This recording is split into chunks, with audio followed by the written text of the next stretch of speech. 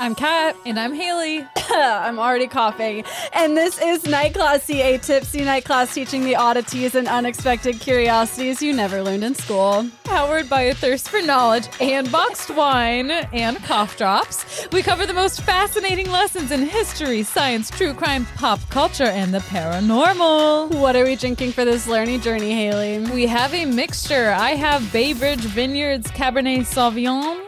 And I'm about to polish off my Southern Pecan Brown Ale and move on to my Ghost River Brewing Company Grind and Shine Coffee Cream Ale. So that pecan beer is so good. I fucking love it. It's Lazy Magnolia Brewery. It looks like it's located, is MS Mississippi? Yeah. In Mississippi. It's so Mrs. fucking good.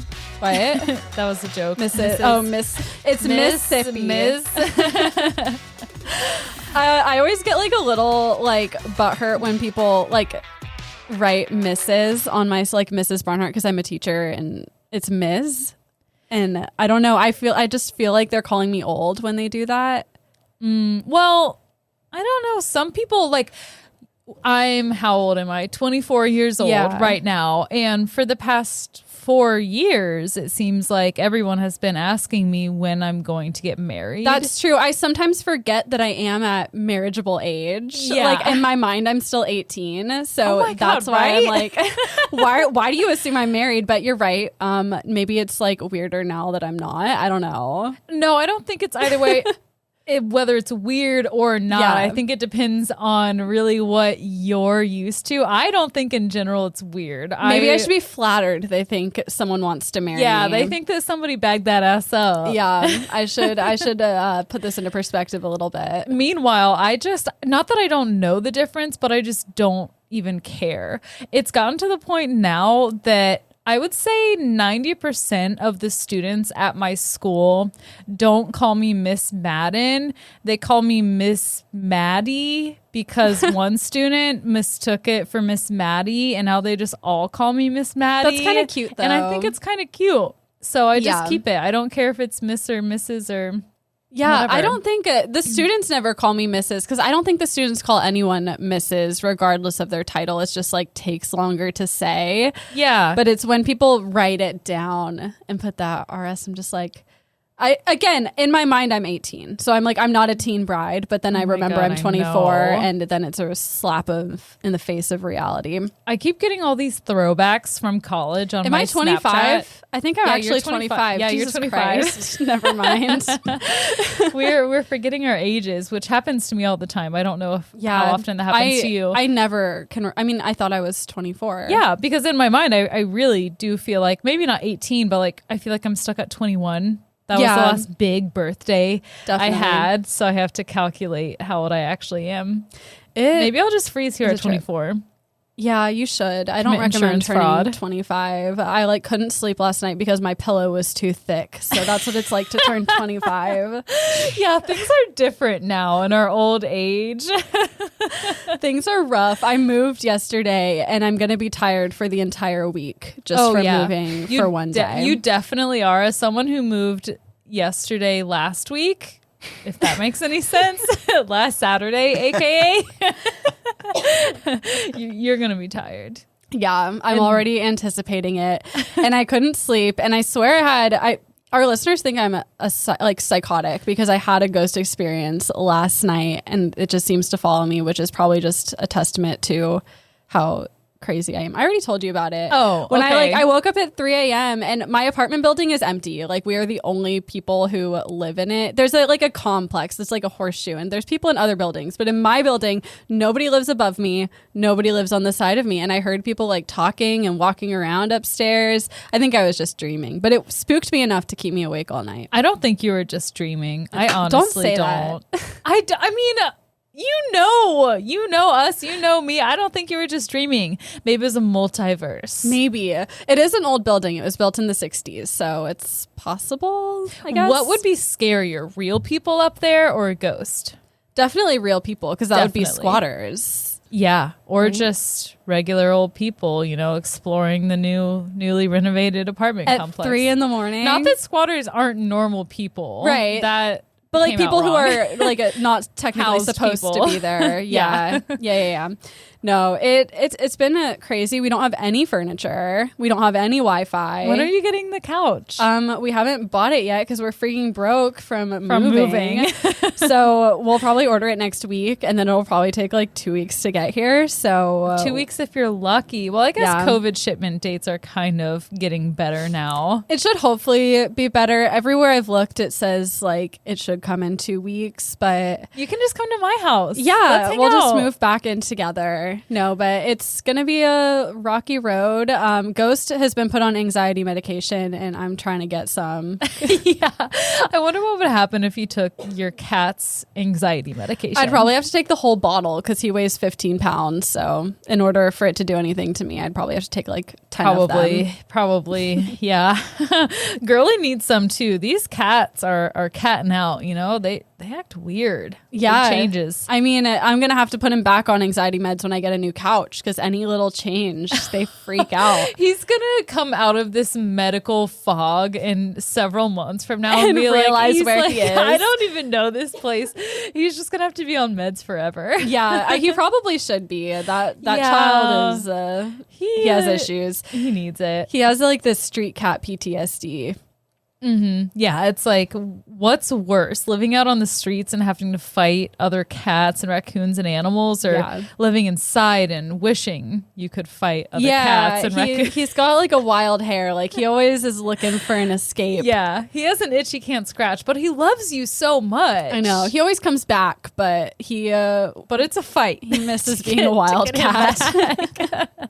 I'll never forget that time I was pet sitting for you when you were in Seattle, and he got out, and that was the most terrifying 30 minutes of my life. Yeah, he never goes far, but he escapes. He goes far very enough. easily. He goes far enough. Yeah, I do trust though that he can protect himself if he needs to. Oh, he's experienced. That boy can fight. Have you ever had him get out and then he gets into his wildcat mode and then you try to grab him and he's like spitting and like growling and he acts crazy. Scary. It's really scary.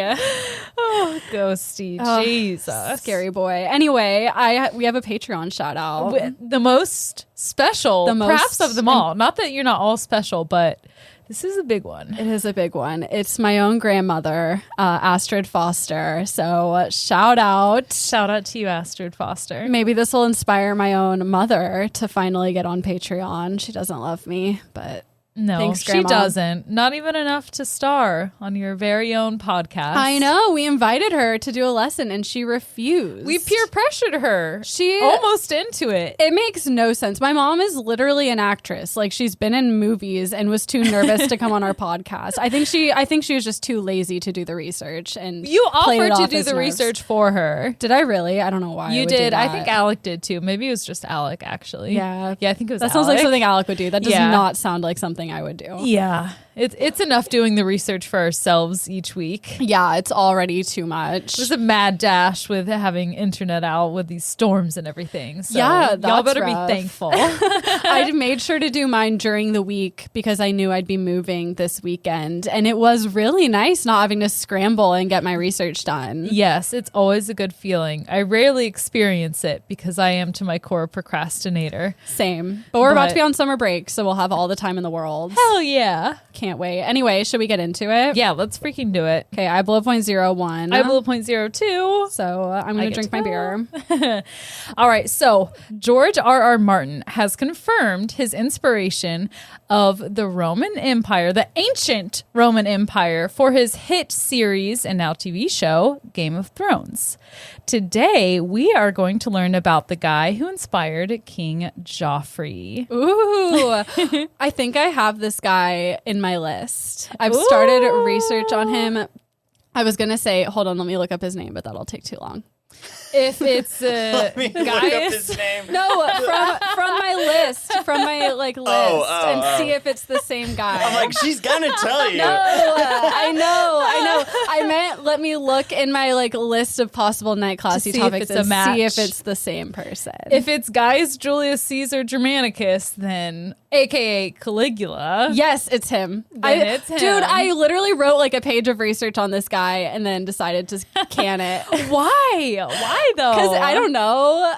Jesus. Well, you got a page. I got 12. Holy shit. Are you serious? I'm dead serious. In 12-point font? In 11-point font. Jesus Christ. We're going to be here all night. Well, Miss Krabby Pants, like I said, perhaps I'll do a two-parter. I think you shall. Bitch, I got places to be. In your wrong bed. You guys set up on the wrong sides like two idiots. Even I knew it was wrong. I know. That was a mistake. King Joffrey, inspired by Caligula, which you abandoned him. But I'm here to bring it back. It wasn't because it was a bad topic. I think it's just like, I was just like, I'll come back to this another time. This is a little much for right now. You just have to be in the right mood to cover some topics. Yeah. And I do we'll post these pictures on Instagram, but I have the slides of what he would look like now. Like, you know how some people will take their statues and use Photoshop to morph them into real people. I have that picture so you can see what he really looks like. And then I also have a side-by-side of him and King Joffrey. He's very pretty. He reminds me of, what's that guy's name from Parks and Rec, the actor? Adam Scott. He looks like a young Adam Scott. And his eyebrows, like he must have been getting them threaded because they are sharp. They look better than mine. He has got a nice Cupid's bow too. Yeah. And he looks like King Joffrey. If you've seen Game of Thrones, that's what he looks like. Yeah, even down to the hairstyle is just like combed down. I don't even know if you could call it a hairstyle, actually, but just a weird haircut. Yeah, a boy with bangs, the bare minimum. Yeah. Call it the Great Clips cut. So, as with any person or story from 12 AD, there is some truth, there's some fiction to the story, and we're not totally sure which is which. It can be tough to say. So Gaius Julius Caesar Germanicus was born August 3rd, 12, the year, period. And his father was the General Germanicus, military hero. Everybody loved him. His mother was Agrippina, the elder. Ouch. And her family was once in line to inherit the imperial throne. But then they're like, no, we're going to go with somebody else. Your name is ugly. Your name is ugly. You're the elder. We're going to give it to the younger. Someone not named Agrippina. Yeah. Sounds like it sounds like you're trying to grip someone's peen. Yeah. So needless to say, he was born into extraordinary privilege. And since his dad was still a working general, Gaius spent much of his childhood at the military camp on the Rhine, which today is a 11-hour car ride from Rome to the Rhine. So it's very far away from Rome. And Gaius was even given his own little soldier's uniform to wear. And he'd like toddle around in it. It was very cute. It's giving me very much like Instagram mom vibes. Yes. But in the year 12. Okay. It was entertaining to say the least. And you know, you have this little toddler toddling around in the camp. And that's how Gaius got his nickname Caligula, which means little boot in Latin. Kind of a disgusting sounding name, if I'm going to be completely honest. Yeah. But it is what it is. Okay. Caligula. I've probably heard that word 1,000 times in my life and never knew what it was. He's a very well known, probably one of the most, maybe top 5 well-known emperors. And I have 2, but I didn't really know much about him. The stories are outrageous, so it's no wonder movies have been made about him and TV shows. But things get wild, okay? Life was good for them on the frontier, but back in Rome, things were kind of bubbling up, and they had been for almost 40 years. The imperial throne was under this guy named Augustus, but Augustus was getting old, and other people had plans for the throne. Augustus's plan was for one of Agrippina's Caligula. I grip at your penis with my Caligula. Doesn't it sound like an organ? Ew, yeah, it does. Your Caligula. It sounds like an organ that you don't even need to. It sounds like what is like a gallbladder? Yeah, what's it sounds the like a formal uvula name? Of the formal name of a gallbladder Of an organ that you don't need. a vestigial organ. Thank you. Okay, I was gonna say that, but I felt like it was wrong. I was like, no, that's your vertebrae. No, it's not. Yeah. You need your vertebrae. We did a whole lesson on vestigial organs. That was such a fun lesson. I think we were pretty lit for that lesson too. We need to get back to that. I know. We used to get so drunk. Well, and now we were recording 25. on Friday nights, and now we're 24 and 25, recording on Sundays. This is my church. I just realized that. I walked by a church this morning and I could hear the music, and that was the closest I've gotten to going to church in a very long time. Was it bumping? Was it It kind of like a was. hip church? They had an electric guitar. It did sound very good. Is that the church where Johnny Cash performed? Yeah, Johnny Cash's first performance was there. Yeah. Dang. So okay. they probably do have a good band. Yeah, you have to after that. I mean, how are you going to let Johnny Cash down? You can't. Back to the story. So Augustus's plan was for one of Agrippina's, one of her two brothers to inherit the throne, but both of them died young. So that plan was a bust. But there was a third potential successor, but then him and Augustus had a falling out. So that wasn't happening either. And this forced Augustus to turn to a general named Tiberius. Tiberius was technically seen as a hero to the empire, but he was also a huge dick. Like, nobody liked him. Every male back then, I feel like, was a huge dick. Like, Back then?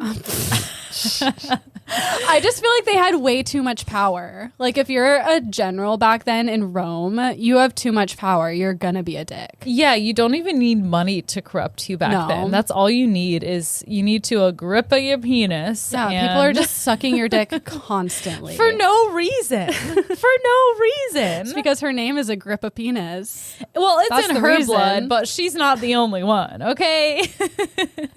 She does not stand alone. And so the only way to transfer the throne to Tiberius without a complete riot from the people of Rome was for Tiberius to adopt Caligula's dad, the beloved Germanicus. The idea was that even though Tiberius would be emperor and they knew that he would be terrible, Germanicus would at least be next in line. It was the perfect plan. So in August 19th in the year 14. That's so crazy. I know. It seems like there wouldn't even be civilization. How did they keep track of years? I'm a freaking history major. I should know this. But before the whole thing happened with Jesus, how did they keep track of years? Because you didn't know that was going to happen. So it wasn't BC. I've been toying with the idea of doing a lesson on like calendars. So stay tuned, Okay, I guess. will do. That'd be a great idea. I don't know if I'm smart enough to do it, though. It You can seems do like a it. very complex thing. It's probably a big topic because everywhere in the world has their own. Yeah. You know, or at least did. Maybe you should do it. You're a freaking history major. Don't put this on me. God damn it. Okay, fine. Stay tuned for the calendar episode. Up and coming. Who knows when? Not I. Check your calendars. Okay. Anyway, August 19th, 14, Augustus died. So Tiberius, this huge asshole, was instantly put into power and instantly did everything he could to give a big middle finger to Germanicus. Caligula's family was taken from the Rhine and transported to Syria. And just 2 months after Tiberius came into power, Germanicus died under very mysterious circumstances in Syria. Agrippina was convinced Tiberius poisoned her husband, and she boldly accused him of it, and she wanted justice. Tiberius was like, "Oh, you want justice? How about this?" And he exiled her to a remote island and forbid her to remarry ever again. I wish someone would do that to me. Exile me to a remote island. Me too. Also, some tales say that he like bludgeoned her until one of her eyeballs fell out. Never mind. So maybe just without the violence, that'd be fine. Yeah. I think I could survive. I might need one other person with me.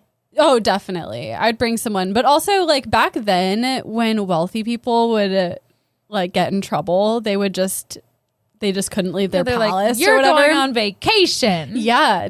Let me do that. And, there were probably not resorts and things like that going on in these remote islands. I'm sure she had some kind of, like, abode. I'm sure she did. And I'm saying that would be lovely because you don't have spring breakers there, Oh, you're not going to Cabo. No, you're going to a private island. You're going to your own island. Yeah. It'd be wonderful. Definitely. So that kind of worked out for her. It's like Esme's Island in Twilight. Oh my gosh. I saw this TikTok where this girl is like doing spoofs of Twilight stuff. And she. Is it the one that's like point of view, like you just joined like the Cullen bit? She's so fucking funny. She's so good. I keep seeing her videos and I have to say her Twilight ones are my favorite, but she's just in general very funny. I wish I knew her handle. I know. I feel so bad I don't know anyone's handle, but do you know that guy who he like reenacts scenes from movies and like way just like overdoes it? No. And he reenacts Twilight scenes and he's so good with like facial expressions. It's hilarious. I made Alec watch one and I don't think he was amused, but I think it's really funny. I think I would be amused by the sound of it. So next time you see it, send it to me, okay, please. I will. I think I follow him. Back to the story here. Agrippina's, I feel like I'm just saying it wrong every time I say it now that we've been talking about penises. I'm sure you're saying it right. Agrippa penis. Anyway, her two eldest sons were imprisoned. One unalived himself and the other ended up starving to death.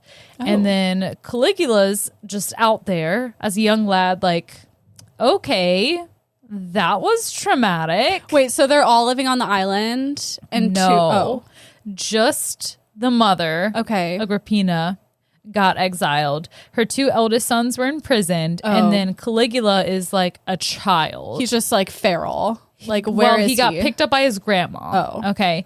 And she tried to shield him the best she could from Tiberius, but there's only so much you can do when your grandson is suddenly orphaned and the Emperor of Rome essentially kills off his only brothers. Yeah. Right. So thankfully, though, his three sisters were allowed to live, and this essentially trauma bonded them. They were closer than ever. And rumor has it, Caligula ends up sleeping with his younger sister. More on that later. Life went on, though, as Caligula grew up. And in 31 or 32 AD, Tiberius summons Caligula, who's now 19 years old, to his villa in Capri. Tiberius told Caligula that he had to live alongside him in the villa. And Tiberius definitely made a choice here, one that would ripple through the entire empire. Now, a few things to know about Tiberius before we move on is that he has often been compared to Stalin, the ancient Roman Empire version of Stalin.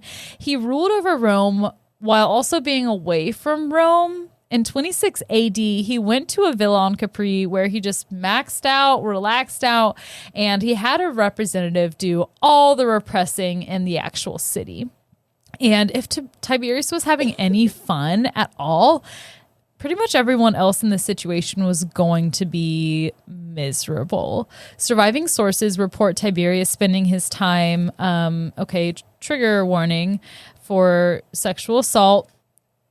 Tiberius spent his time raping and assaulting underage boys and girls, and then had one of his servants throw the boy and or girl off the cliff and watch them fall to their death. So he was like evil. He wasn't just a dick. Yes, exactly. Okay. And it seems like this probably escalated when he came into power as the emperor. But yeah, he was evil. He also enjoyed the occasional public torture.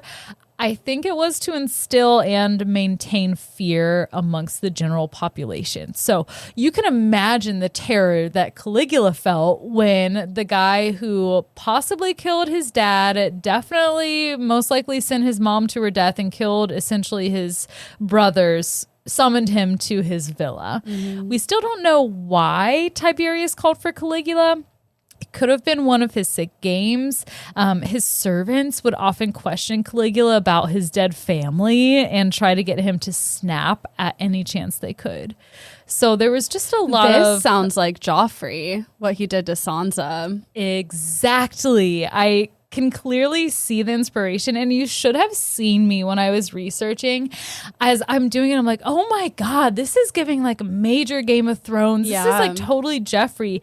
And I Google it, and sure enough, there's like articles about George R. R. Martin's inspirations. And I ran into Tommy and I was like, guess what? I'm so smart. I recognize patterns. So anyway, Caligula played it safe, and he ends up serving Tiberius like a servant rather than literally an adopted family member. Because if you recall, Tiberius adopted Caligula's father, and Tiberius really liked that. He ended up enjoying Caligula's presence, and before long, Tiberius invited Caligula to participate in orgies. And he also arranged for him to make his own torture events and watch them. And Tiberius was low-key surprised to see how much the quiet and seemingly shy Caligula enjoyed the torturing. He remarked, quote, "I am nursing a viper for the Roman people." Gross. So he just found another sadist to And chill they were with. like friggin' besties. Gross. Yeah. In the mid-30s AD, Tiberius named Caligula and Caligula's cousin Gemellus as joint heirs to the empire. So Caligula really won over Tiberius. And Tiberius made this announcement knowing not of Caligula's nighttime routine. Okay. He would wash his face, apply his serum, moisturizer, and then creep into Tiberius's room in the dead of night, where he would then hold a dagger over him, ready to plunge it. This happened multiple times, apparently, and each time he was stopped in his tracks from a voice from beyond. Augustus, the previous empire, would say, "No, Caligula, don't do it." So they got along, but also Caligula wanted to end him after it was announced that he would be joint heir to the throne. Yeah. So Caligula also ended up forming an alliance with the powerful Praetorian Guard prefect Naevius Sutorius Macro.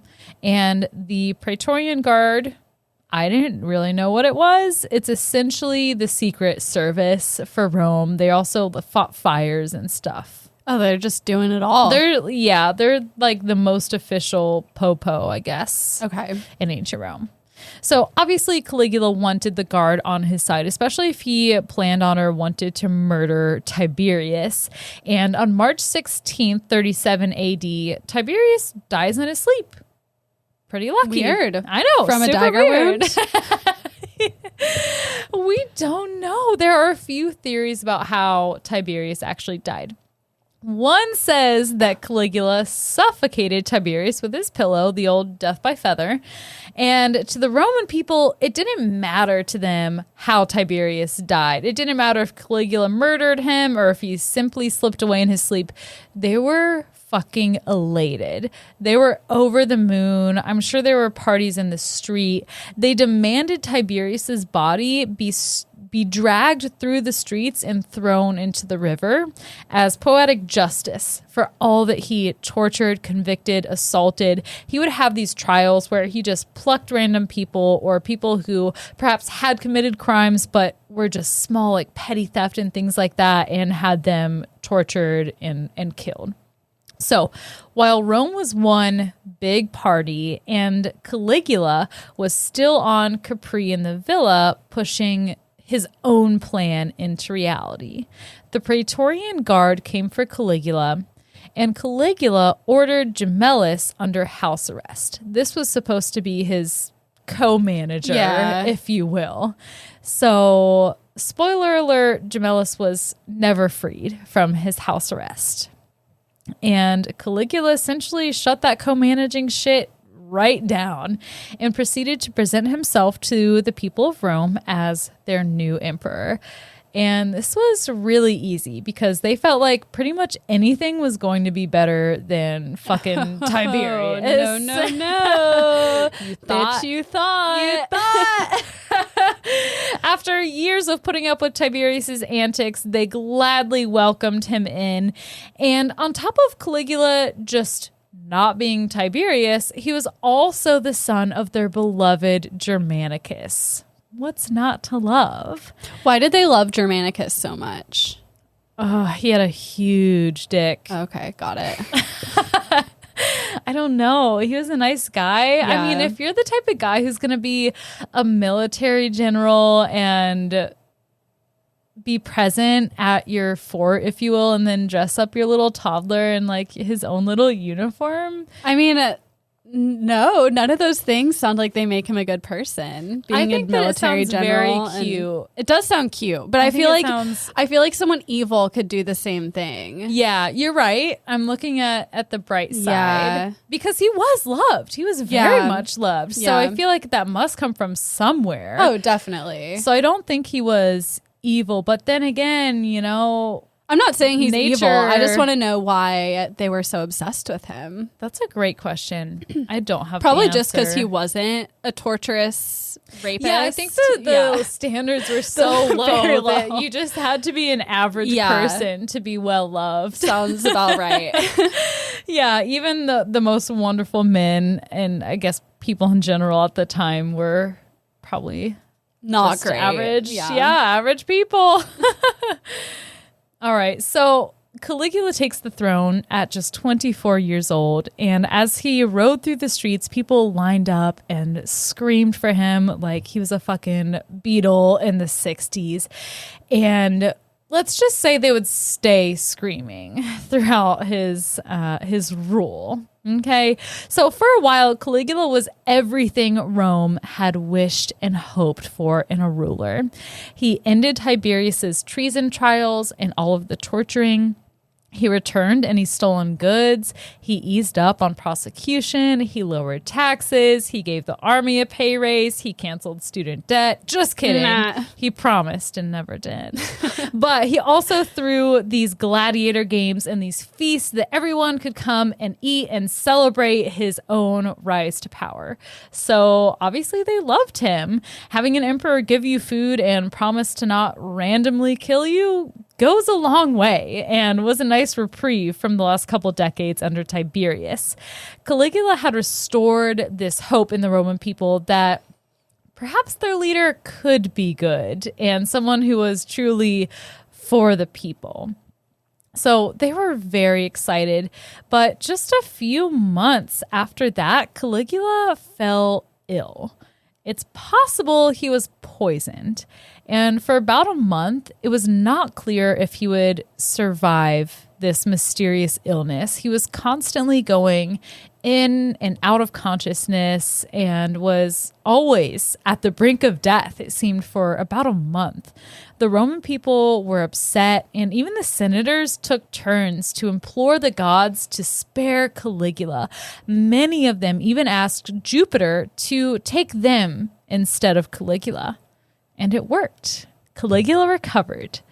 But things were different. When Caligula was feeling better, he invited the senators who prayed for his life to visit him. And Caligula was like, "Thank you so much for offering yourself to Jupiter in my place. And by the way, when were you planning on doing that?" And the senators like, "What? What do you mean?" Caligula's like, "Don't play dumb. You know it. You asked the gods to let you die so I may live. Well, I am alive, so I repeat, when are you going to die?" Call them out. Nobody really means it when they say shit like that. Yeah, he's like, wait, I don't want to go back to the brink of death. You promised that. Yeah, so now you have to die. Makes sense. Jupiter's hungry. Feed him. One by one, all of the senators were forced to unalive themselves. The event was just a foreshadowing of the craziness to follow. Plenty of writers and historians think that Caligula's sickness is what caused this transformation, but it's very clear that he enjoyed watching people suffer. Yeah, he was terrible before. He was terrible before. It makes sense to like do all the good things as soon as you come into power, right? Yeah. Like you don't like draw people in, and then when you act terrible, they're gonna keep hoping that you're gonna go back to being return. good. Yeah.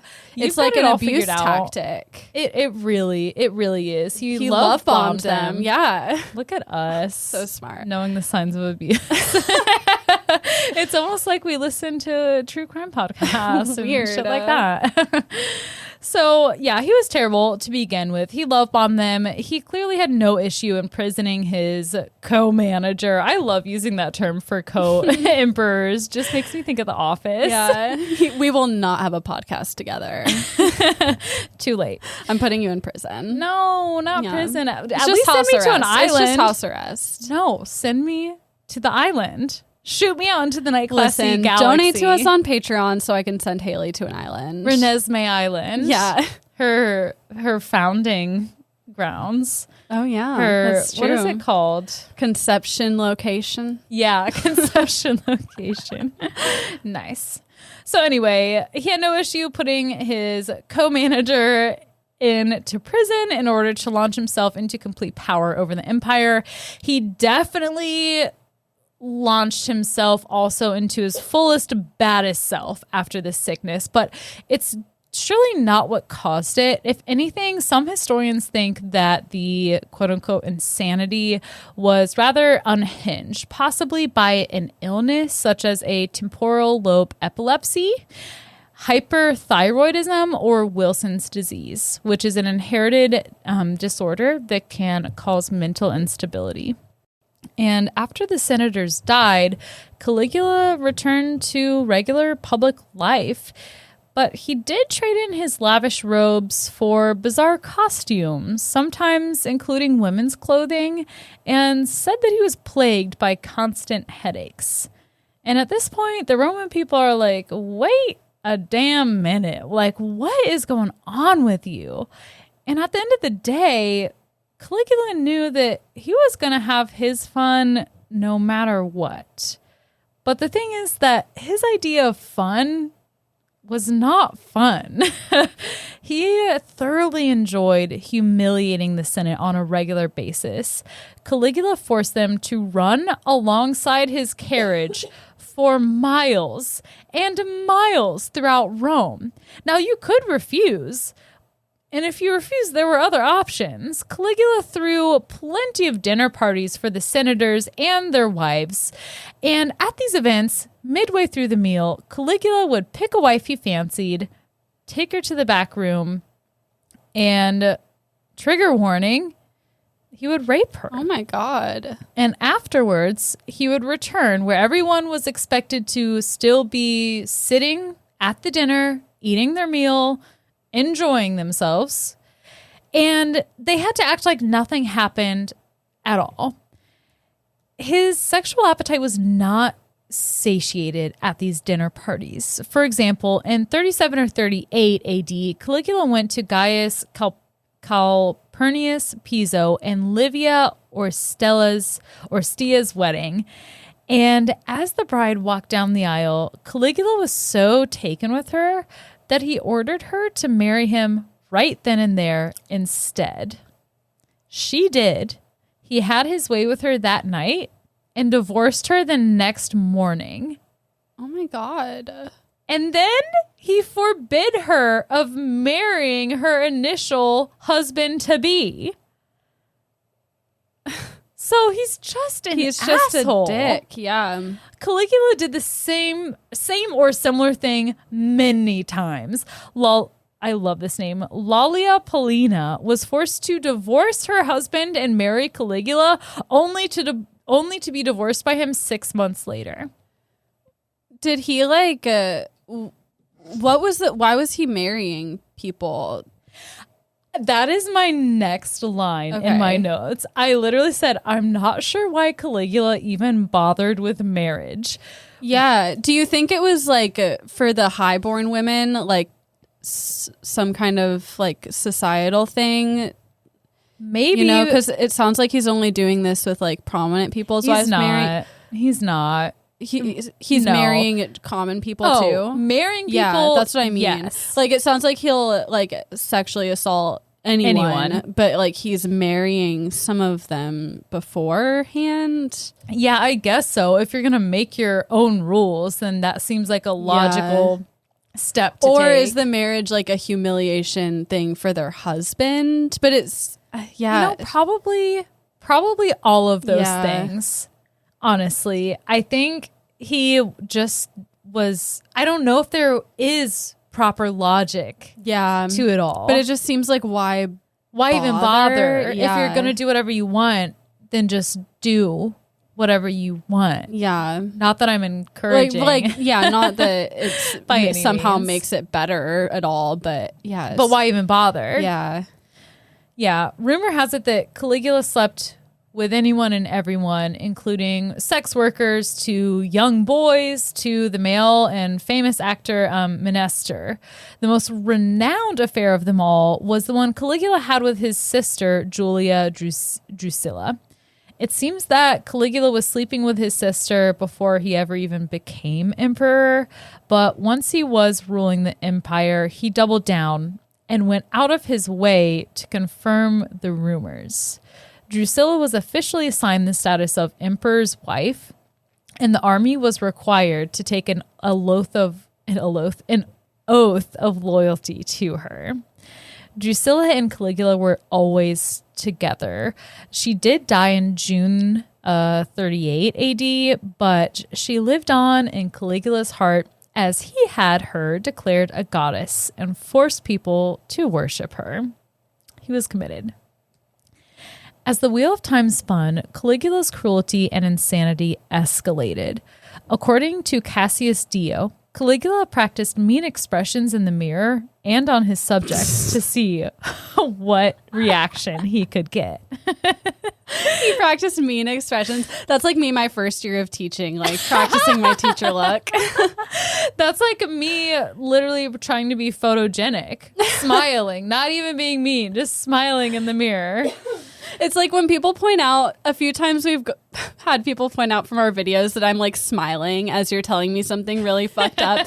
And it's like, now I'm hyper aware of it. Because I think when we're recording, I just smile because I'm nervous or like I'm trying to be energetic. On me, yeah. And I think I forget the camera's on me. And so like now I'm trying like not to smile when you tell me fucked up shit. Not that like it makes me happy, but like I feel like you just get like a nervous.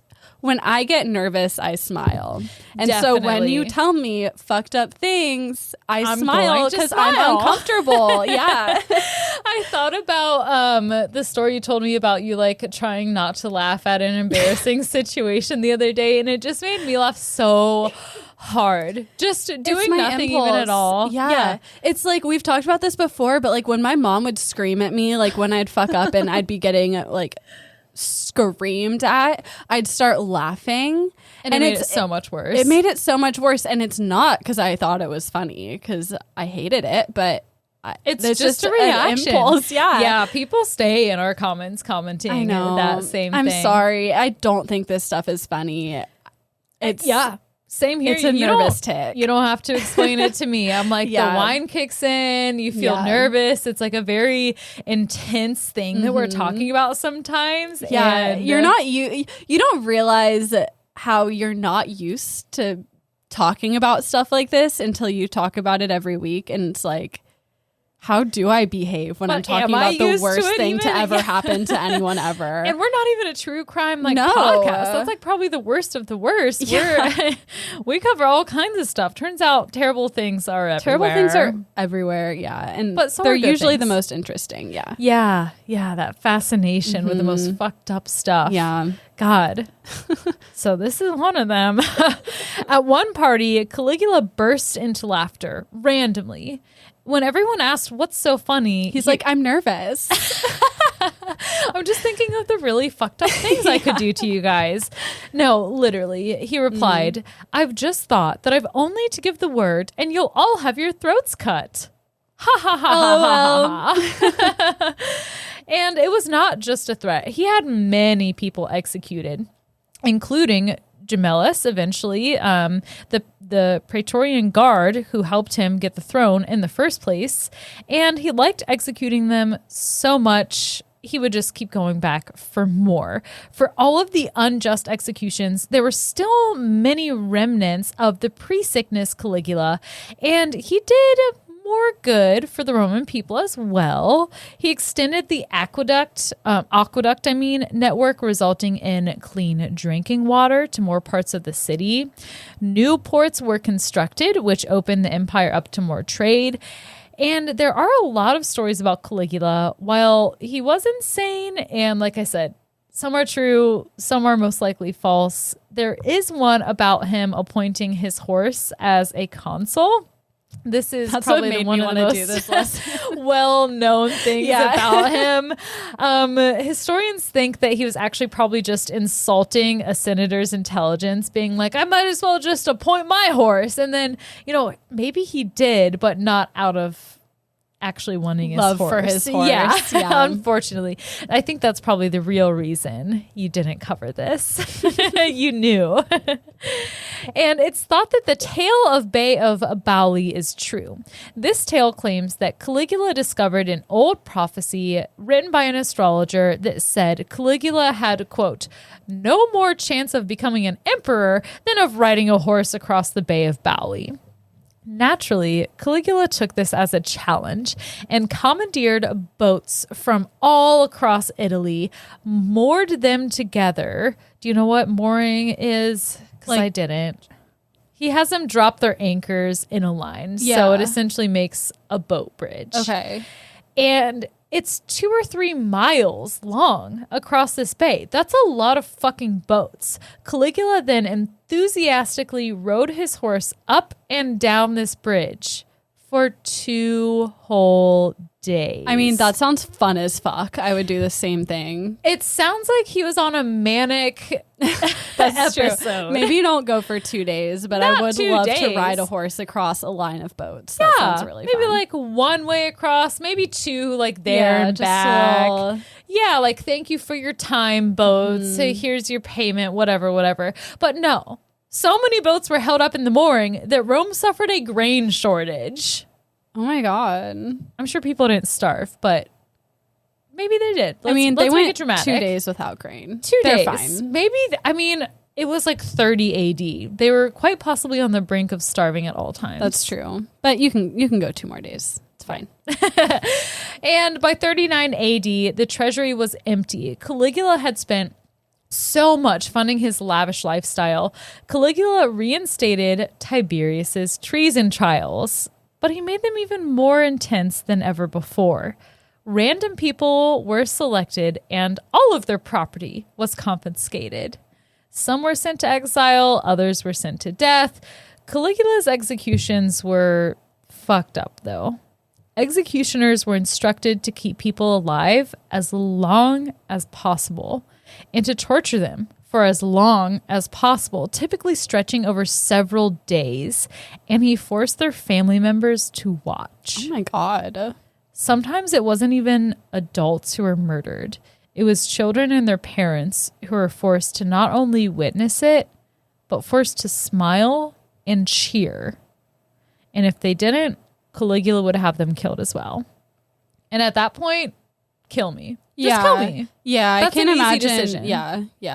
Just kill me. Definitely. The thing about Caligula, though, was that out of sight, out of mind was extremely relevant to him. Tiberius, the previous emperor, would torture people far and wide. But if Caligula couldn't see you, then you were basically safe. So it was really only the city of Rome that these heinous executions were taking place, and the rest of the empire just functioned normally. Yeah, and they thought it was great. They had more water, lower taxes. They loved him. Yeah. In 39 AD, Caligula met his perfect match, Melonia Caesonian. She was a woman who was unprincipled and as psychopathic as he was. She was a bit older than Caligula, and she was solely interested in herself. Melonia won over Caligula. They had a daughter together, which they named Julia Drusilla after Caligula's dead sister, who he also slept with. Is that true? Yes. Okay, it is? Yes. I kept reading that it wasn't. It might be exaggerated, but from what I understand, it was true. Yeah. Okay. Jesus. Yeah.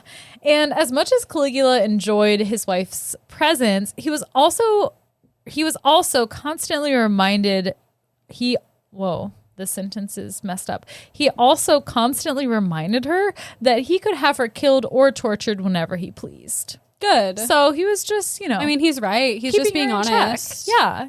I mean, he didn't want her to forget. Yeah. A little over a year after he initially fell ill. So all of this has happened. This is 1 year? Are you kidding me? No. How? I was shooketh. Yes, it's a year. Caligula set out from Rome to do some conquering, like As you emperors do. It didn't take long for the Senate and the Praetorian Guard to start talking about finding a new emperor. Some accounts say that Caligula spent his time on the frontier putting down a German revolt and invading Gaul. Other accounts say that Caligula hadn't grown up much since his childhood years on the frontier. He paid soldiers to dress up like Germans and stage an attack so that he could pretend to defend them and be thought of as a hero. When the actual Germans attacked, Caligula literally ran away. One thing we know for sure is that by 40 AD, Caligula decided to invade Britain, which at the time was just this strange, damp place, and conquering it would essentially just put another notch on Caligula's belt. Apparently, he rode north with 200,000 men up to the cliffs of Gaul facing the English Channel. He told his men to prepare themselves for a great victory, and then had them go down to the beach to collect seashells, declaring them as proof of a great victory over the sea. What? Yep. They went down, collected some seashells. Perhaps they built a few sandcastles. They were so happy that day. Oh my God. Can you imagine? I would be preparing myself for trench foot, trauma, PTSD. That's murder. like you go to work thinking you're going to have a work day, and then all the kids are gone, and in their desks are Taco Bell burritos. You're like, that would be the best day of my life. The best day ever. Yeah, it's like finally having an insane person be the general and emperor is kind of working out for us. It's kind of a look. This is kind of great. They turned around, headed back to Rome, where the plan to replace Caligula was growing. It was easy to get people on board with overthrowing him. Obviously, Caligula literally considered himself to be a god. He claimed to speak with Jupiter all the time and ordered statues of himself to be placed in every temple. On January 24th of the year 41, that will never get old. No.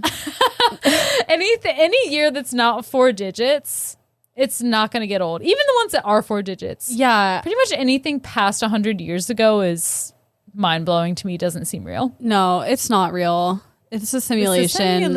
Yeah. I saw a TikTok today that this girl talked about how she knows we're in a simulation. She's like, okay, this is how I know. It's very simple. Tell me why in my sedan, my sedan that seats 2 people, and I can essentially reach over and grab the door on the other side if I want to. Yeah. Tell me why that fits in a lane, that also a double-decker bus that sits multiple people on either side with an aisle down the middle of it also fits in the same lane. No, that's just good coding on the simulation, she said.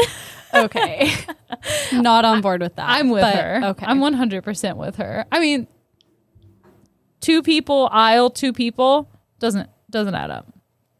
The lane is bigger than No. Okay. It's I had to ride a school bus the other day for a field trip, and we were driving along and there was another school bus beside us, and I was getting so irrationally terrified because I was like, this school bus, I could put my hand out the window and touch it. I was just waiting for them to kiss, and I was so shook. I was so scared. But they're too big they're big. So they take up the whole lane, and then they're right next to each other.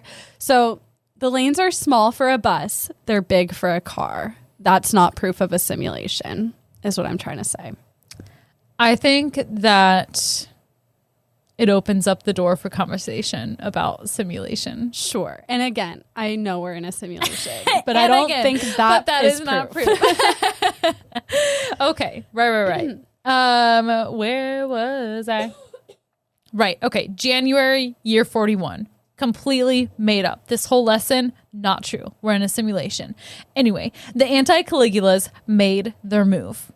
The Palatine games were going on, which from what I understand is a bunch of people playing board games. Fun. So I want to go. And it was like in a stadium, I think. That's like last night we were moving into the new place, and like there aren't a lot of closets. We need to buy bookcases and whatever, but Alec, because it was a very stressful day, had a panic attack that we didn't have enough like space to put things, and we have this big box of games, and he's like, we have to get rid of the games. Oh my god! Just bring them. No, we don't. Bring them back over to my house. We can put them back in the trunk. We do have way too many. We do need to get rid of some games. Don't you fucking get rid of the Cards Against Humanity that we bought you that has never been opened. I didn't know that was ours, and I left it at the house, so that's not even in the box.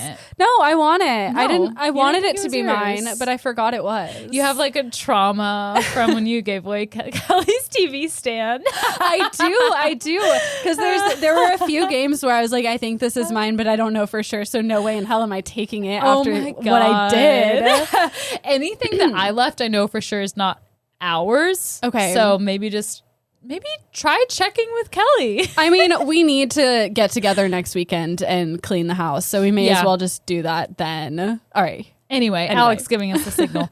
So the Palatine board games were going on, and a group led by Cassius Carrera waited until Caligula was exiting the building, the stadium. I don't know. He was exiting. They surrounded him and stabbed him to death. And that was it. They went straight to the house where Melonia and their daughter were, and they killed him as well. There was a glimmer of hope that day that the Senate would seize the day and restore the Republic, and they wouldn't be under the reign of a psychotic emperor ever again. Instead, Cassius Carrera, I don't know, and his men found Caligula's uncle and declared him emperor. They weren't ready to end the system that created Caligula and Tiberius in the first place, and it would be just 13 years later Rome experienced Caligula 2.0, Emperor Nero. But that is a story for another time. The Senate went about erasing Caligula from the empire wherever they could. They smashed statues. His name was scrubbed from monuments. And one tale says that they even went and found Caligula's horse and killed him. No, not the horse. Not the consul. Not the horse. Do we know the horse's name? I don't know. Aw. I don't. What could You his should name have be? I figured don't that know. out. Probably something else that sounds like a body part. Manigula. That was it. My sources are Caligula, Rome's Mad Emperor by Simon Whistler and Morris M. on Biographics. And Ambition, Greed, and Death, the Roman Roots of Game of Thrones on theconversation.com. Caligula on history.com. 7 Things You May Not Know About Caligula by Jenny Cohen on history.com. Oh, and Britannica. I forgot to include that, but I read up on him there too. Nice. I got deja vu while you were reading your sources. Wow, it's like something we do every single week. I know, it's so weird. You know, I kind of did too, though. I think Jenny Cohen, I've cited several of her articles from history.com. That must be so it. Maybe that's it. Interesting. Sehr interessant. All right. I need to pee. Let's hear from our sponsor, BRB. This podcast is sponsored by BetterHelp. So the other night I was laying in bed trying to go to sleep and I hear a sound from the front of the house. And immediately my anxiety brain goes to, oh my gosh, the cats have accidentally done something to hurt themselves and I have to go save them right now.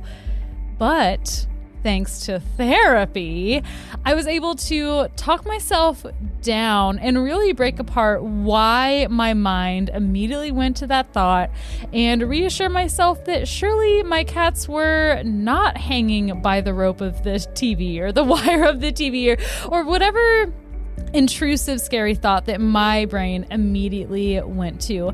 And I know that without therapy, I would have jumped out of bed and gotten myself completely woken up to go check on the cats to find them totally fine. They were just cats being cats. But again, it's all thanks to therapy. I've learned skills that help me in my everyday life to ease my anxiety and just help me have a healthier, happier mind. And that can be difficult to do, but the good news is that therapy works. And whatever you need, it's time to stop being ashamed of these normal human struggles and start feeling better, because you also deserve to be happy and not jump up in the middle of the night because you think that your cats have accidentally injured themselves. BetterHelp is customized online therapy that offers video, phone, and even live chat sessions with your therapist, so you don't have to see anyone on camera if you don't want to. Join the millions of people who are seeing what online therapy is really about. It's always a good time to invest in yourself because you are your greatest asset. And special offer to Night Classy listeners. You can get 10% off your first month of professional therapy at betterhelp.com/classy. That's betterhelp.com/classy. Thanks again to BetterHelp for sponsoring this podcast. And thank you, listeners, for using the code CLASSY. When you use that code, it helps the show and keeps it rolling. So go get your therapy on. Hi. Hi. Welcome back. Thank you. I have another history lesson for you today. God and damn a little it. bit of. I was just really not in the mood for history today. We've got a little science too. Oh, okay. Well, you know, I am a hoe for science. Yeah. And we do have shirts that say that. We so. do. You can buy one. Hopefully. I feel like we're running low on merch. We need to redo our merch. Yeah. But anyway, go buy one before they run out. Yeah. Don't sleep on it. So prior to the mid 1800s, we, and that's the royal we, as in humans, we had pretty much no idea how digestion worked.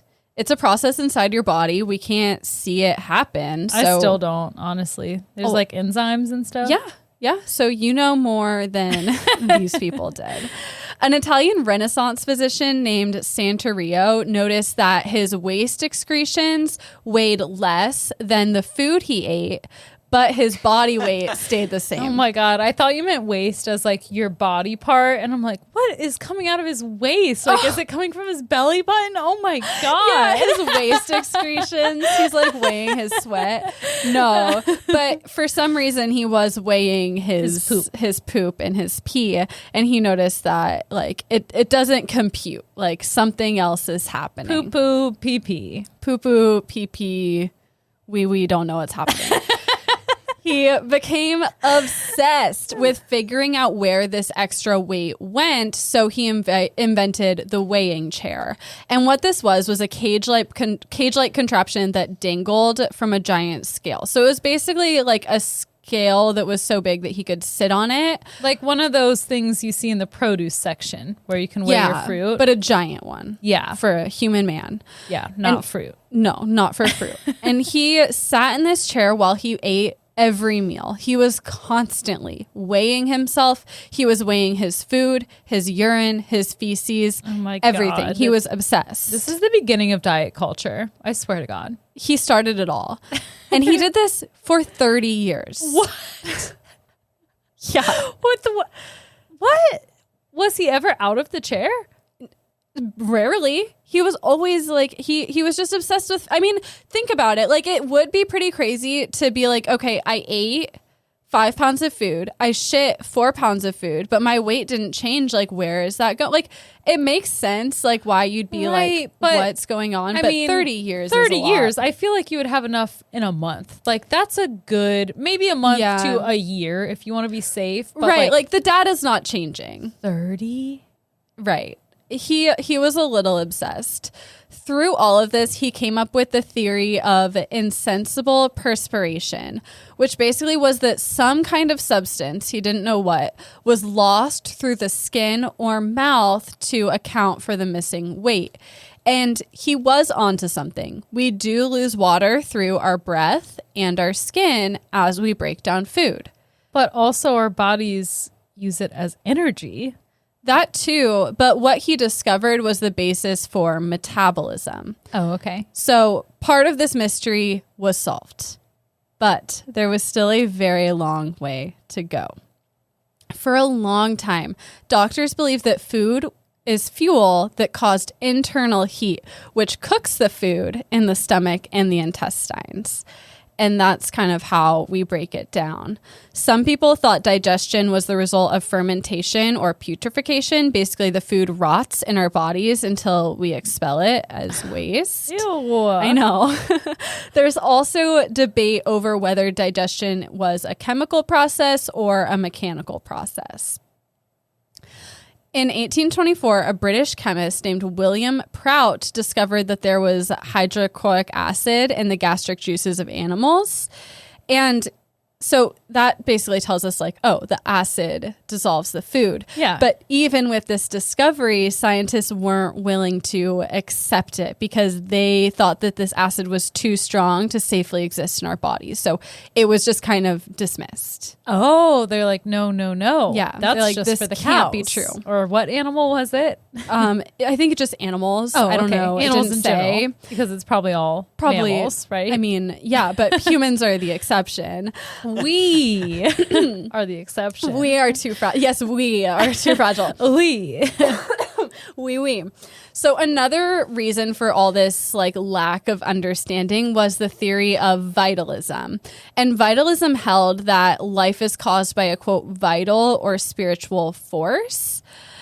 And that digestion is just too complicated and miraculous of a process to be explained. Well, that's interesting. So, like, why even try? Like, it's Why just even try? divine. Yeah, I was gonna say they should just assign religion to it. Yeah. Put that in the Bible somewhere. Something specifically about the gut in the Bible, please. Can we write that in? Well, it reminded me, I remember being in high school and I think we had to debate or something like on creationism. And there were a lot of creationists that went to my high school.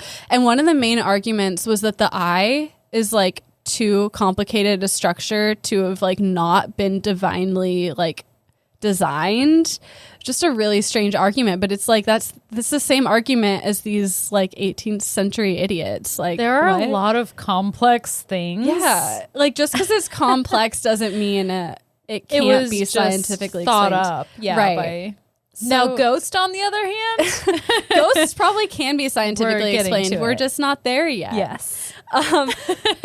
So we're all confused, right? There's just a Yes. lot of misinformation happening. But all of this changed with an illiterate Canadian laborer named Alexis St. Martin.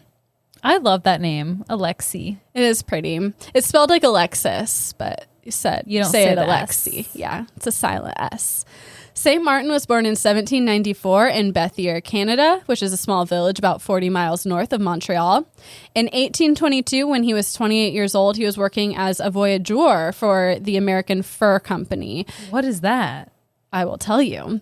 He was transporting furs by canoe along rivers to trading posts. So he was just Oh, okay. like driving the bus. And this was a dangerous profession because it involved paddling and keeping the canoe near the banks of the river while passing rapids and waterfalls. It was like a laborer kind of job. Yeah, I couldn't do it. It took a lot of physical labor and it was very dangerous. Like he was not a high status individual, so he was put in this like dangerous position just trying to make a living. He avoided danger up until June 6th of 1822. And on this morning, he was waiting in line at a company store to make some trades. Standing next to him, quote, not over 3 feet away, but possibly not over 2, was another man holding a loaded shotgun. Somehow, the gun fired accidentally. Always accidentally. Somehow, I don't know. How did the safety was on? Yeah. The safety was on. My finger was on the trigger. I mean, off the trigger. If guns don't kill people, people kill people. How does this happen by accident? Tell me. You know what? No matter what laws you place on guns, the bad people are going to get a hold of them and accidentally shoot you in the chest. Right. The shot was fired at such close range that his shirt caught on fire. Everyone close to this accident assumed St. Martin was dead. Like you do. He was shot at basically point blank in the chest. He's now on fire. But a few men ran to get help just in case. The accident took place on Mackinac Island in Michigan, which is the home of a U.S. military fort at the time. And stationed there was Dr. William Beaumont, a prominent military surgeon who agreed to come see what he could do for St. Martin. When he reached him, he found that the shot had broken through several of St. Martin's ribs and lacerated his diaphragm and lower lung. It also left a hole through his stomach. Here's a quote from the surgeon. Quote, the wound was received just under the left breast and supposed at the time to have been mortal. A large portion of the side was blown off, the ribs fractured, and openings made into the cavities of the chest and abdomen through which protruded portions of lungs and stomach. Much lacerated and burnt, exhibiting altogether an appalling and hopeless case. The diaphragm was lacerated and a perforation made directly into the cavity of the stomach through which breakfast food was escaping. Oh no, I would immediately pass out. Yeah, immediately. It's fucked. He also said there was a piece of lung as big as a turkey leg poking through the wound, lacerated and burnt. Oh my God, ammunition from the early 1800s was just gonna fuck you up. It's powerful stuff. Yeah. The surgeon definitely like had a screenplay. I kind of write like in my spare times. We have a lot of quotes from him, and yeah, he's quite the writer. There's one toward the end where I literally don't know how to say half the words, so we're gonna start. He was a fake doctor. Miraculous. Well, he's not a fake doctor, but he definitely is an ethically questionable doctor. You made me really feel like I did something. Miraculously, St. Martin pushed through. Under the watch of this doctor, St. Martin became the slow process of recovery. However, because of the hole in his stomach, any food he ate or drank leaked out immediately. This went on for 17 days. There's a hole in my stomach. Remember that? There's a hole in my boot. What's that from? Woody. Toy Story. Yeah. Okay. I saw your story today about Buzz Lightyear. He's hot. He is hot. Right? What is that from? Because he wasn't hot in the original. No. So in Toy Story, Buzz Lightyear, the toy, is based off of the Buzz Lightyear movie. What? So they made the movie that the toy is based off of. And he's hot. And he's hot. Why isn't he hot as the toy? Because you can see his hair with his little astronaut thing off. And he's younger. Yeah, that helps. But he's not 25 yet. Yeah, he's not 20. He's like a good 23. He's muscular. He's got those like bright eyes. Yeah. It's giving daddy energy. Big daddy Big daddy energy. At 23. Hey, Kat, here he is. I saw him. Oh. I was talking about her story. She posted a picture of him. Well, there he looks a little older than 23. Yeah, he's giving like he's daddy energy there. Daddy energy for sure. I gotta say though, I don't like his giant chin dimple. Yeah, that's the worst part about it. And that's why I've never thought he was hot before. Yeah. Like, I mean, look at that square. Yeah. The toy is not. The toy is not hot, but the real Buzz Lightyear, who, by the him way, is a cartoon. Just for anyone wondering, the real Buzz Lightyear was in my dreams last night. Oh wow. Okay, so stuff is leaking out of St. Martin's stomach. This went on 17 days, and St. Martin had to be kept alive by, quote, nutritious injections per annum, which means they were like putting food up his butt, essentially. He was being given... Why not just put it directly in the stomach hole? Because it leaks out. Well, put a cotton ball in there. They figured it out eventually. So he was being given enemas, but later the doctor found that if he compressed the wound tightly enough with adhesive straps, he could keep the food inside. And St. Martin was able to eat, which I don't know why it took so long to figure that out. Slap a waist trainer on there. Like, just plug it up with your thumb. I don't know. Yeah. Something. Let the acid do its work. Yeah. Thanks to this, St. Martin was able to make a full recovery, except for one strange exception. The walls of his stomach healed directly to the side of his abdomen. Oh. So he had a hole through his stomach and a hole through his abdomen, and the puncture wounds lined up and created a permanent hole under his ribs that was essentially a window into his stomach. That's like if your belly button never closed. Yeah, it's basically if your belly button was open into your stomach. I can't stop talking. It gets really gross really fast. So okay, get I'm ready. Dr. Beaumont reportedly offered to close the hole with stitches at the time, but St. Martin refused. And I'm guessing, stitches back then, there was no anesthesia or any local numbing, it would have hurt. And so I think that he was just so sick and tired of recovering. He was just leave it. Yeah, he's like, I had 9 holes now, but I have 10. So 9 holes. Your eyes, your ears, your nostrils, your mouth, your butthole, and your peen. Is that 9? Yeah. Wow, you really knew that right off the bat. Yeah, because as you were talking, I was counting the holes in my head. Of course, I knew you weren't paying attention. Propping myself up. My ADHD brain simply cannot solely pay attention to one thing. What do you do in your spare time, Haley? I count my holes. I count my orifices. Yeah. This guy has 10. I'm kind of jealous. I guess ladies have an extra. Ladies have 10 automatically. So if this happened to a lady, then she'd have 11. But he was a guy. So yeah, so too bad. I guess it technically, or does semen travel through the same hole as pee? Okay, so yeah. Now he has 10. Have me questioning anatomy. Two different tubes, one hole. Yes. Okay, so maybe could that count? No, it's one hole. He wanted to keep his 10th but hole. You could insert a smaller tube into.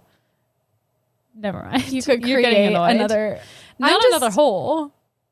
I'm saying if there's a hole and there's 2 down here, I take this pen. It can go through one tube, but not the other tube. I think that counts for 2. Oh, I see what you're saying. Oh, okay. Like when you get a catheter, is it going through both tubes? Probably not. It probably sever. It's like that scene in Hot Rod. Have I made you watch that movie? But he talks about, he gets a tattoo. You know those tattoos where the little boy is peeing on something? Yeah. Or a sticker on your truck, whatever. He got one where he was peeing and there were 2 streams, and he's like, I like to imagine there's a little piece of schmegma or whatever he says in the middle of the penis, and then it made the penis split. And that's what I'm picturing is you could take the tubes and separate them. Yeah, okay. I guess you could if you get enough schmegma caked up in there. All right, this is quite the conversation. Mick Martin, what we're saying is St. Martin. I always writing this, I kept wanting to type Mick Martin. His name is St. Martin. Mick Martin sounds better. Yeah. I think I had the Mick Martin preschool trials stuck in my head. Yeah. But yeah, it's St. Martin. He wanted to keep his 10th hole. So he didn't have it sewn up, but his stomach ended up growing a little flap of skin that covered the hole enough so that food didn't come out.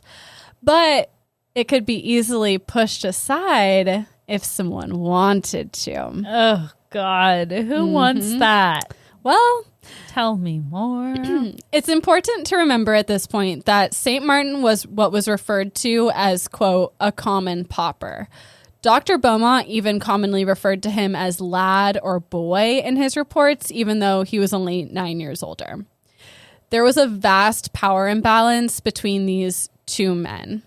And because St. Martin did not have an education or experience doing anything other than manual labor, after his injury, he was left heavily dependent on the doctor. And I think we just have to keep these facts in mind as we move forward, that, you know, he did not have power in this situation. So whatever consent was gained was maybe not true consent. Yeah, that makes sense. So because the state didn't want to take care of him, because he was a physical laborer, now he has a hole in his stomach. He can't do what he did to make a living. His metabolism is not what it used to be. It's really not. The state was like, cool, we don't want to take care of you, so we're going to ship you 1,500 miles back to where you're from in Canada. But St. Martin was still in recovery, and Dr. Beaumont was like, he's not going to survive the journey. So he's like, why don't you just stay with me? The boy stays with me. The boy is mine. I'm not going to stick my penis in you. That does not happen, I can assure you. At least I hope it didn't happen. It's not in the reports. Not just my imagination. That was a reference. To what? To Alex's YouTube video. The from his unbelievable child. tales. When he's like, I promise I won't stick my penis in you. Yeah. Glad Yeah, you cleared that up. Kat 'cause blocked it out of her memory. Yeah, that is a repressed memory. St. Martin's recovered in the doctor's home for 2 years.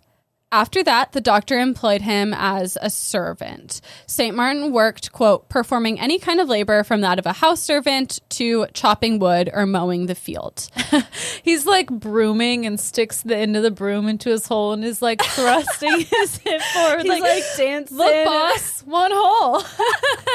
Look what you made me do.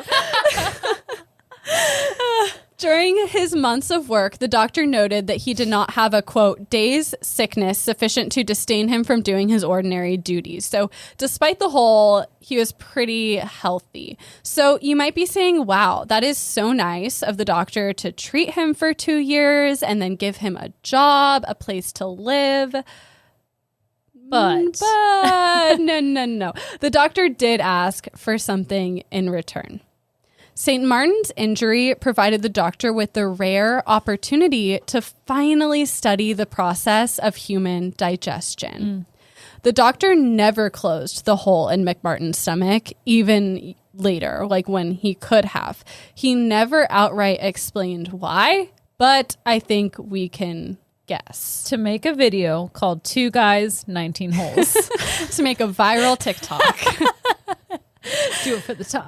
Back to the whole thing real quick. Fact-checked myself. I fact-checked myself, and it's one tube in the guys. The sperm and the bladder connect way in the back, but it's only one tube. So if you stuck a pin into the penis, there's only one hole. But if you stuck it far enough, you could mess some stuff up. Yeah, if you stuck it back really far, You can It would make a split. 10th hole. there's a thing called the Vans deferens that splits them. Oh, okay. Wow. Thank you for that. Good Yeah. lesson on male anatomy. Yeah, I just had this like thought that there's someone listening who's like, Alec doesn't even know his own body. It's like how people always think that the vagina and the urethra are the same thing. But I didn't know that about men. How? Yeah, I was Yes, really mine- not it really sure. is the same thing. I knew they came from different places, but I Yeah. didn't know what their exit trajectory was looking Well, apparently I didn't either. So we're learning something new every day. Yeah. My body, my choice. like. My choice to be ignorant, not yours.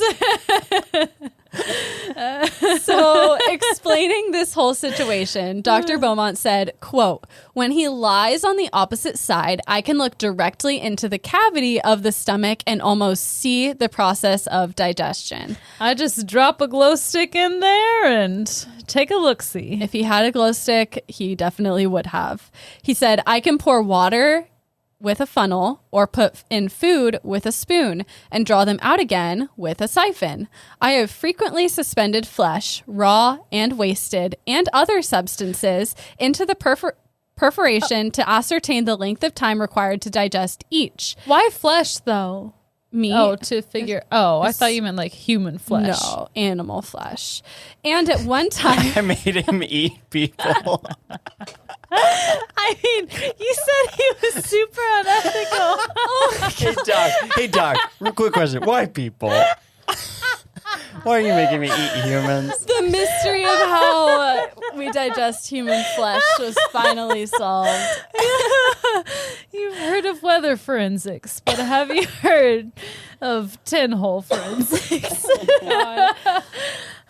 just It's the 10th wonder put of the the human world. flesh through the 10th hole and see what happens. He says, at one time used a tent of raw beef instead of lint to stop the orifice, and found that in less than 5 hours it was completely digested off as smooth and even as if it had been cut by a knife. So basically, St. Martin was this guy's human lab rat. These experiments started when he was a servant in 1825, and a common theory of digestion at the time was that the stomach digested the food you ate sequentially. So indigestion was caused by eating too many different things at once, and so it took your stomach a long time to catch up. Yeah, I would have an upset tummy if that were the case. Like imagine eating a Chipotle burrito bowl and there's like 20 different ingredients Your in stomach's there. like, whoa, whoa, whoa. I mean, sort thyself. it checks out. But Dr. Beaumont was able to use St. Martin to test the theory. The way he did this was he attached a bunch of different foods to a string. He used a piece of seasoned a la mode beef, a piece of raw salted fat pork, a piece of raw salted lean beef, a piece of boiled salt beef, a piece of stale bread, and raw sliced cabbage. And he put these all on like a weird little necklace and then dropped it into St. Martin's stomach and waited. An hour later, he pulled it out and found the cabbage and the bread to be half digested, but the meat mostly unchanged. He put it back in before pulling it out a little later in the day. And this time, the a la mode beef was partially digested. The raw beef was slightly macerated on the surface. So the cooked stuff was digesting faster. Beaumont found the smell and taste of the stomach fluids was, quote, slightly rancid. Oh, a little rancid marinade for you. Yeah, it's quite the barbecue sauce. Jesus. He then put the food samples back in, and when he pulled them out again, he reported, quote, the boy complained of some pain and uneasiness of the breast. It's like, gee, I wonder why you're putting raw meat on a string inside him and pulling it out and tasting it and putting it back. Even so, he put the samples back, and by the time he pulled them out again, St. Martin was, quote, complaining of considerable distress and uneasiness of the stomach and pain in the head. So he decided to call the experiment at that point, but what he found was that food was not digested sequentially. It digests all at the same together. time, obviously. Teamwork makes the intestines work. So Beaumont would continue to experiment on St. Martin and bring him with him as he traveled to different army bases because he was a military surgeon. St. Martin endured constant experiments, 17-hour fasts, and even had to help with his own experiments by carrying the vials of his stomach contents in his armpits to study the role of body heat in digestion. Oh, gosh. He was called derogatory nicknames like Fistulus Alexis, and fistula means like tubular or hollow, so I think it's just like you have a hole in your stomach, Alexi. I mean, Which if you're going to do a nickname, yeah, that's not a great nickname. Do something that everyone, I mean, did everyone know what that meant? Probably. It was probably a common word at the time. I mean, do one that's going to survive the times. Yeah. Right? He was also called man with a lid on his stomach, which is a little easier to understand, but also not clever. It's not quick. And also, yeah, and like these don't sound terrible, but I think like he was just kind of reduced to like being this freak of nature and like kind of like laughed at. Like he was living on army bases. I'm sure people weren't kind. Yeah. And from everything I read, it seems to have kind of taken a mental toll on him, which How as could it not? Yeah. It's literally at that point not even just emotional trauma. Yeah, you're it's being like used for your physically, body. Yes. Yeah, it's not cute, not fun. And Not all this fab, not fit. not fit, not fun. And all this time, like, it wasn't enough for him to just be a science experiment. He was he was a servant this Yeah. whole time. He was working while he was being studied. Yeah, why does he even have to earn his stay? Like, he's Right. already doing that. I think just because like the doctor could like, don't make him just like he stand had around. nowhere else really to go, and this eventually all became too much for Saint Martin, so he ran away back to his hometown in Canada. There he married a woman named Marie Jolly, and they'd go on to have 6 children. He worked in Canada with a fur trading company for 4 years until Dr. Beaumont finally tracked down the, quote, ungrateful boy who was now, quote, poor and miserable beyond description. Oh my, he So, has yeah. 6 kids. He's found someone he hopefully loves. Yeah. I think he had 4 kids at this point, but yeah. Oh my God. Yeah. So, like, the doctor's a dick. Like, he Why basically even thinks of chase him him as down? subhuman because he wanted to keep experimenting His on him. property almost. Yeah, it feels like. basically. I mean, I think St. Martin left kind of without telling him. He was just like, Yeah. I got a split. And then he tracked him down. Being in poverty, St. Martin agreed to resume the experiments with Dr. Beaumont, and he and his family were relocated to Wisconsin. St. Martin would continue to work for Beaumont on and off. At one point, he was even enlisted in the army as a sergeant so that he could travel with Dr. Beaumont, and so the military would foot the bill for his food and lodging while he was essentially employed by Beaumont. Oh my God. Obviously, he wasn't a real sergeant. Like, Yeah. nobody took that seriously, but, The like, extent yeah. they go to. It's Sergeant Tinhole. That's Sergeant a good Tenhole. nickname. That is a good nickname. In 1833, Beaumont published his book, Experiments and Observations of the Gastric Juice and Physiology of Digestion. It detailed the 240 experiments conducted on St. Martin and his stomach. 240. Yeah. That's an insane amount. Like, he was just constantly being used. And the book, though, was a really big deal. It finally had proven that digestion is a chemical process aided by the mechanism of churning of the stomach. It reported that vegetables digested more slowly than meat. Milk coagulates in the stomach. A healthy stomach lining is pink and coated in mucus. But his most notable research was in gastric juices. Before the 1820s, no one really knew what gastric juice was. A lot of people thought it was basically just saliva.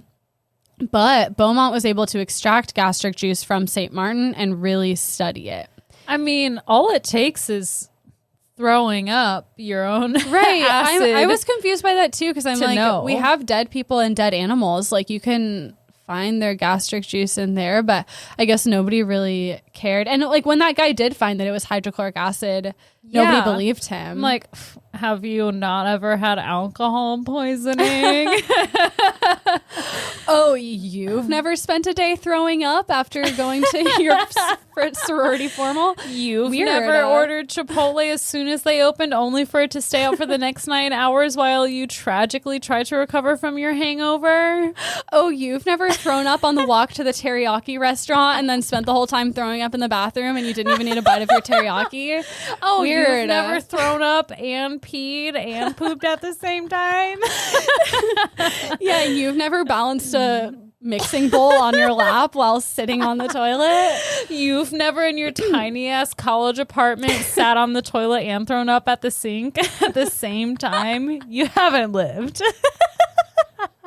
Honestly, it's insulting to me that You've they never- didn't know that gastric juice is acidic. Anyway, here's what he found. Quote, pure gastric juice, when taken directly out of the stomach of a healthy adult, unmixed with any other fluid, is a clear, transparent fluid. Inodorous, a little saltish, and very perceptibly acid. A little saltish. Was he taste testing? Yes! God. Its taste, when applied to the tongue, is similar to thin, mucilaginous water, slightly acidulated with muriatic acid. It is readily diffusible in water, wine, or spirits. Slightly effervescent with alkalis and an effectual solvent in the material nemartia. I can't say that word. Anyway, it sounds like he's trying to sell it. I gotta go. It's slightly effervescent and yeah. Yeah, he It's sounds like salty. a wine connoisseur. Yeah. He's like smelling it. He really does. ate this guy's stomach juice a lot, it sounds like. He probably He might have liked it. I think he did. He was like, no, I'm just dedicated to the science. Yeah. And he's like, this batch would be very good with a little oregano. Yeah. Some Italian seasoning. He's like, let's make a little kebab out of salt, pork, and cabbage, stick it in there, and then see how it tastes. Like, that's literally what he was doing. He was just sticking food in there and eating it. It was like his own like little hot pot at freaking at the melting pot. Yeah. Okay, the melting pot. I'm sure I've said this before. I think it's disgusting. Really? Yeah. Why?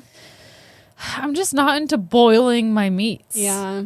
I could see that. I've never been, but I do like cheese fondue. Yeah, cheese fondue is good. The chocolate fountain, amazing.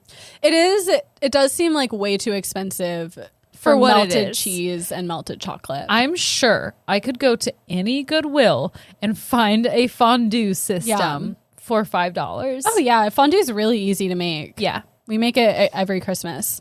Anyway, so he was eating this guy's stomach acid. All this time, St. Martin was loyal to Beaumont while Beaumont was alive and never consented to be studied by anyone else.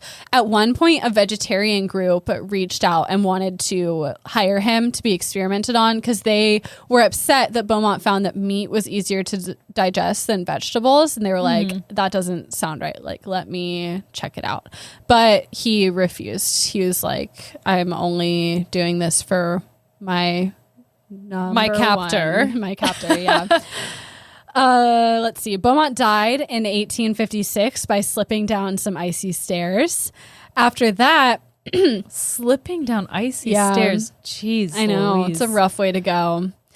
So now that Beaumont's out of the way, St. Martin is kind of free from his clutches and can kind of like choose someone else to work for. And he was quickly swooped up by a charlatan named Dr. Bunting. And Dr. Bunting was like, I feel like almost worse than Beaumont. Like he was just like kind of like a sleazy showman kind of guy. And he paraded St. Martin around on a tour essentially of the Midwest and East Coast as basically a circus act. Like they'd set up in town and charge people admission to, you know, look at his stick your finger in there, see how long it takes basically to be digested. Yeah, pretty much. I'm sure they were like dropping food in there and showing the crowd. Like it's just kind of like a nasty sideshow type thing. Yeah. And there were real medical professionals that would attend the show, and the general consensus from them, it was that Bunting was a fake doctor, which true, and St. Martin was, quote, a sorry drunk. And also that's true, like he was reported to be an alcoholic, but I mean, who wouldn't be after a life of being like used like this and basically having no agency? Yeah.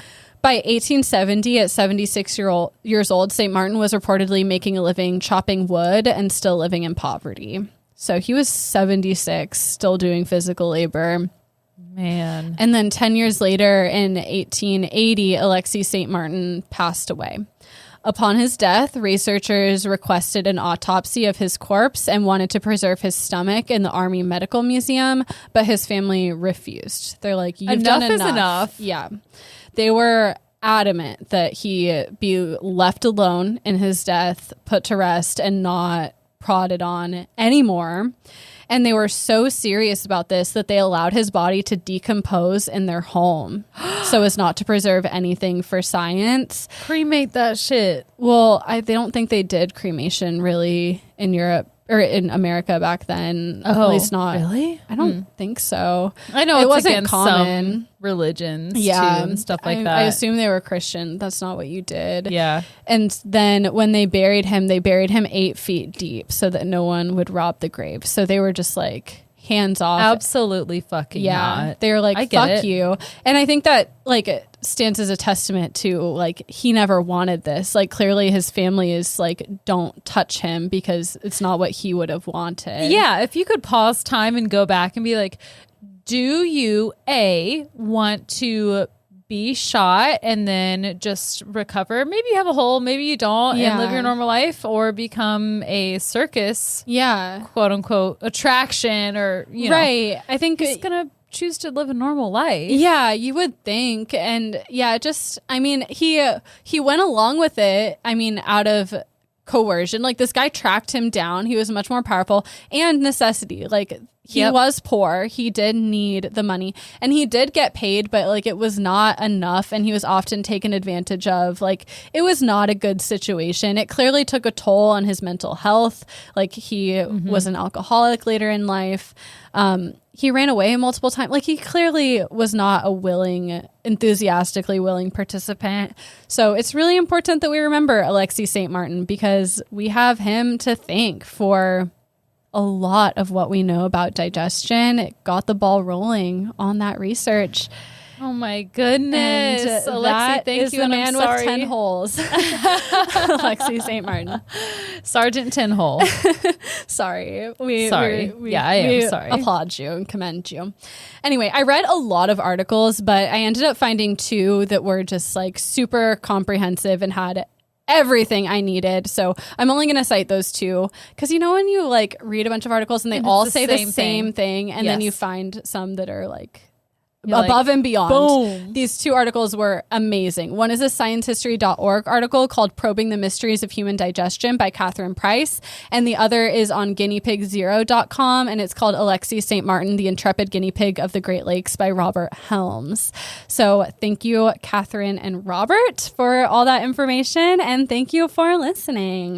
Thank you, Kat, for that wonderful learning journey. You're so welcome. In the night classy galaxy. Yes. A new term. Just add in people. We have Caligula and Alexis St. Martin, 2 worthy contributions. Yeah. Well, as always, thank you guys so much for listening. Please remember to rate, review, and subscribe with a positive rating. Tell your friends about us. Share the podcast on your social media. Follow us on social media. And you can even find us on patreon.com/nightclassy for extra content, for Zoom cocktail hours. We love that. And we're getting ready to record some new list bitch and some new trivia. So find that on Patreon. As always, though, thank you for listening. We love you. And 3, 2, 1, class dismissed. That was awesome. Thank you.